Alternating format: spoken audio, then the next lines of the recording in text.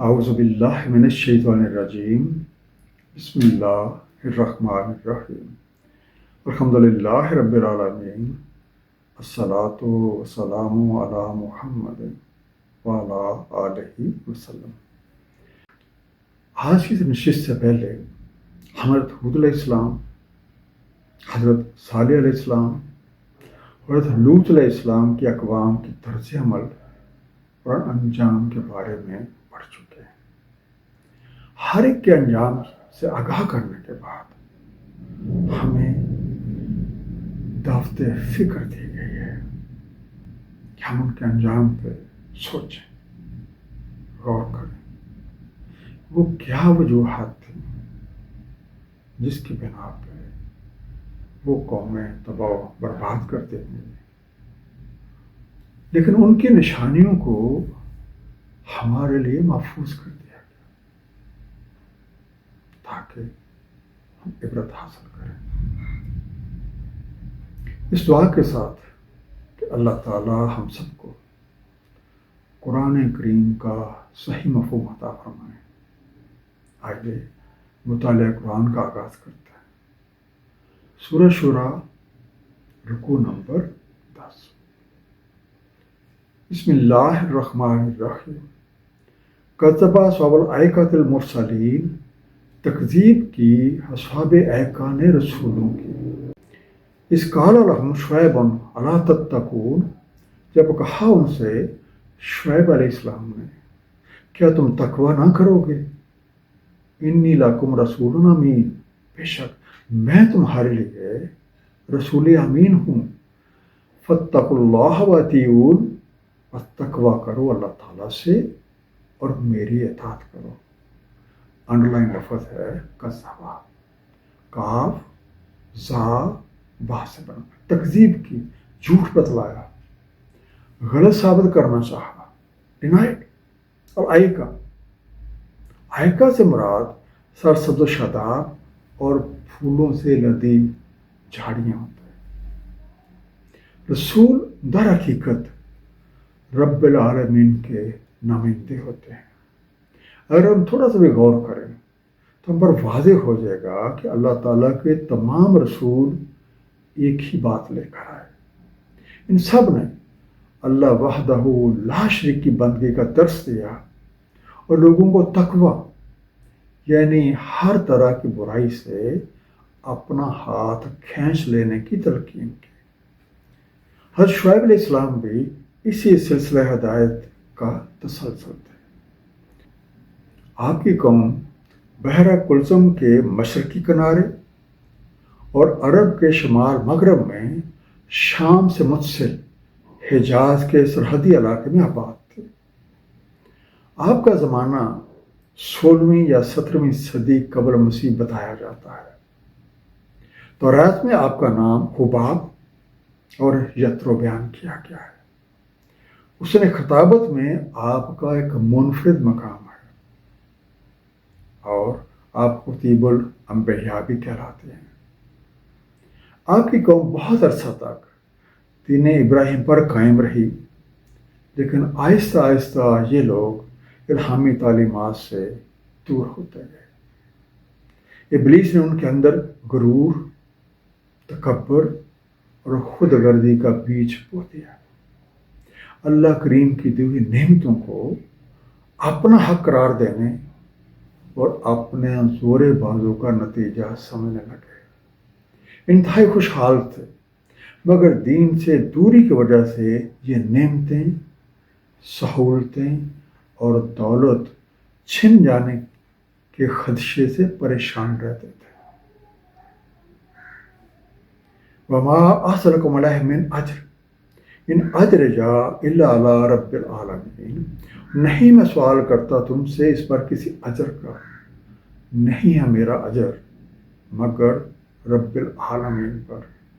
اوفوا الکیل ولا تکونوا من المخسرین، پورا رکھو ناپ اور نہ ہو جاؤ خسارہ دینے والوں سے۔ وازنوا بالقسطاس المستقیم، وزن کرو صحیح ترازو سے۔ کیلا کاف یا لام سے بنا، ناپ پیمانہ، بالقسطاس کاف سین تا سے بنا، ترازو کے ساتھ، بائی ہیونگ بیلنس اور بائی ہیونگ اسکیل۔ حضرت شعیب علیہ السلام نے انہیں وہی پیغام حق پہنچایا جو اس سے پہلے دیگر انبیاء اکرام اور رسول اپنے اپنی قوم کو دیتے آئے تھے۔ آپ کی قوم کے لوگ زیادہ سے زیادہ دولت جمع کرنے کے لیے مختلف قسم کی معاشرتی برائیوں میں گھر گئے تھے۔ کم ناپنا، کم تولنا، ملاوٹ کرنا ان کا وتیرہ بن چکا تھا۔ آپ نے ان لوگوں کو ایسی حرکتیں چھوڑ کر حسن توازن کی تلقین کی۔ وَلَا تَبْخَسُوا النَّاسَ أَشْيَاءَهُمْ وَلَا تَعْثُوا فِي الْأَرْضِ مُفْسِدِينَ، اور نہ گٹھا کر دو لوگوں کو ان کی اشیاء، اور نہ انتشار پھیلاؤ زمین میں فساد کرنے والے ہوتے۔ وَاتَّقُوا الَّذِي خَلَقَكُمْ وَالْجِبِلَّةَ الْأَوَّلِينَ، اور تقوی کرو جس نے تخلیق کیا تمہیں اور جبلت والے پہلوؤں کو۔ تبخسو با خا سین سے بنا، تو کسی کی مقدار یا معیار میں کمی کر کے دینا۔ تاسو عین سا واو سے بنا، بدعنوانی نہیں کرنا۔ الجبلہ جیم با لام سے بنا، بہت سے بناوٹیں، بہت سے ساتھ، بہت سے لوگ۔ حضرت شعیب علیہ السلام نے لوگوں کو دوسروں کا حق مارنے اور فساد فی الارض سے منع فرمایا، کیونکہ یہ چیزیں معاشرے میں ناانصافی، بدامنی، لا قانونیت، لڑائی جھگڑے اور دنگا فساد کا باعث بنتے ہیں۔ حضرت شعیب علیہ السلام نے اپنی قوم کو اقوام سابقہ کی خود غرضی کے تحت اختیار کی گئی طرزوں اور ان کے انجام سے بھی مطلع فرمایا تاکہ وہ عبرت حاصل کریں۔ قالوا انما انت من المسحرین، وہ بولے تم تو سحر زدوں میں سے ہو۔ وما انت الا بشر مثلنا وان نظنک لمن الکاذبین، اور نہیں ہو تم مگر ایک بشر ہماری ہی مثل، اور بے شک ہمیں گمان ہے کہ تم جھوٹوں سے ہو۔ فاسقط علینا کسافا من السماء ان کنت من الصادقین، بس گرا دو ہم پہ کوئی ٹکڑا آسمان سے اگر تم سچوں میں سے ہو۔ فاسقط سین کاف تا سے بنا، تو گرا دیں، ان کاسٹ فال، کسافا کاف سین فا سے بنا، کو ٹکڑا، فریگمنٹ۔ اس قوم نے بھی اقوام سابقہ کی طرح اپنے رسول کی باتوں پر توجہ دینے کی بجائے ان کی تصحیح کی، طرح طرح کے الزامات لگائے۔ ظاہر کے عادی لوگوں کے لیے یہ باور کرنا مشکل تھا کہ چہرے بشرے سے انہیں جیسا ایک جو فرد ہے یہ اللہ کریم کا فرستادہ بھی ہو سکتا ہے۔ اپنے علم اور ہنر پر غرور کی وجہ سے حق کو پہچاننے کی زحمت ہی گوارا نہ کی۔ اس کی ایک وجہ یہ بھی تھی کہ انہیں اپنے رسول کی بات ماننے میں دنیاوی طور پہ گھاٹا نظر آتا تھا۔ شعیب علیہ السلام بلا کے حاضر جواب اور بہت اعلیٰ پائے کے مقرر تھے۔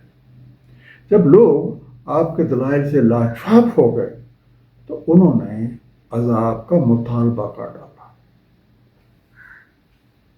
قال ربی اعلم بما تعملون، کہا میرے رب کو خوب علم ہے جو عمل تم کرتے ہو۔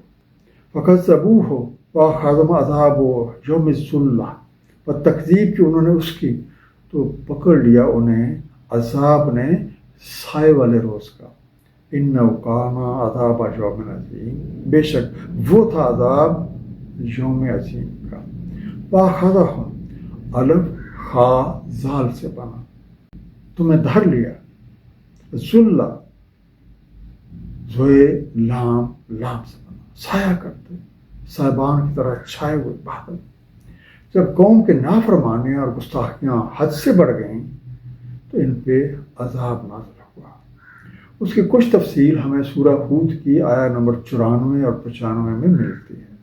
اور پہنچا جب ہمارا حکم، بچا دیا ہم نے شعیب علیہ السلام کو اور جو ایمان لائے تھے ان کے ساتھ اپنی مہربانی سے، اور پکڑا ان لوگوں کو چنگھاڑ نے، پھر ہو رہے اپنے گھروں میں اوندے پڑے ہوئے جیسے کبھی بسے ہی نہ تھے ان میں۔